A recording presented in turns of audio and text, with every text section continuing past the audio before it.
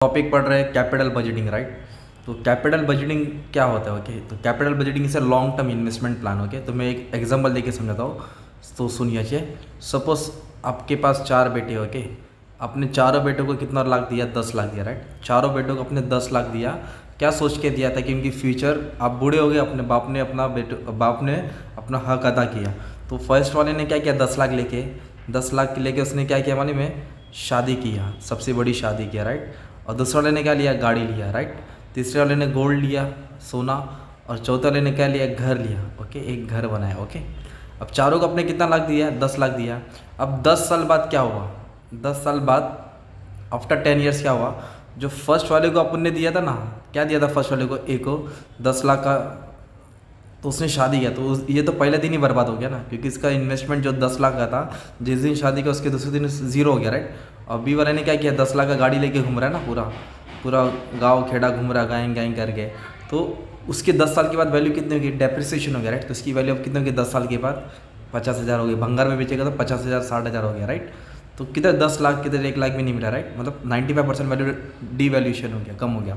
सी वाले ने गोल्ड लिया, राइट। तो जो 10 लाख था, 10 साल में गोल्ड की वैल्यू बढ़ गई, तो कम से कम 14 से 15 लाख हो गया, राइट। तो इसने थोड़ा अच्छा सोच समझ के इन्वेस्ट किया।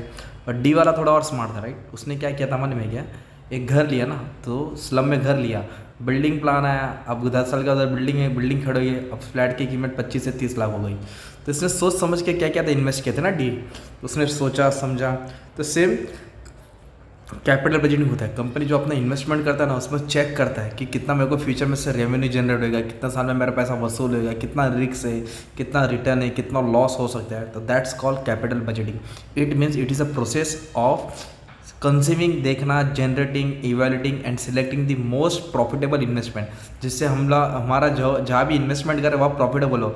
अभी आपने सपोज MBA चाय वाले का फ्रेंचाइजी ले लिया 20 लाख का। ओके, अब तुम चाय बेच रहे हो, तो 20 लाख जब तक कमाएंगे नहीं, तुम्हारा इन्वेस्टमेंट रिकवर नहीं होगा ना। और 20 लाख हो नहीं और बिजनेस फ्लॉप हो गया, तो तुम्हारा पैसा डूब गया ना। तो पुअर प्लानिंग था, राइट। तो ये सब देखना पड़ता है, स्टडी करना पड़ता है। ओके, तो selecting the most profitable investment, right. It involves a plan for investment of fund, मतलब कहाँ इन्वेस्टमेंट करना है। Project planning refers to a long term planning.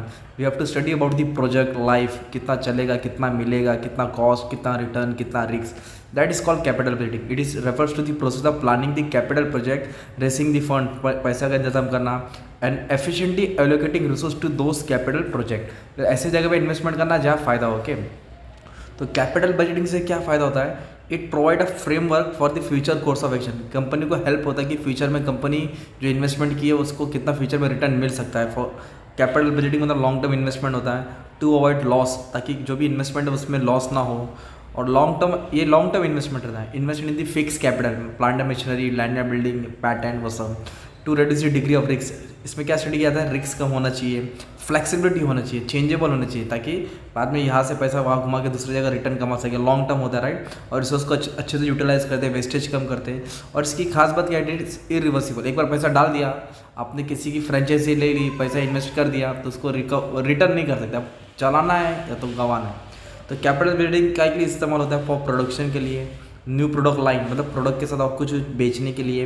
Replacement of worn out, मतलब जो पुराना हो गया है उसको रिप्लेस करके नया चीज़ लाने के लिए। ट्रेनिंग को, एम्प्लॉय को ट्रेनिंग देने के लिए, रिसर्च डेवलपमेंट करने के लिए, टू परचेज न्यू इक्विपमेंट। तो that's called capital budgeting, a systematic investment where we get on regular return on investment in, and we have to recover our investment as soon as possible. जितना early हो सके उतना करना चाहिए। तो ये होता है अपना कैपिटल बजटिंग। ओके, तो एक सिंपल में मैंने तुम्हारे लिए एक्सप्लेन कर दिया।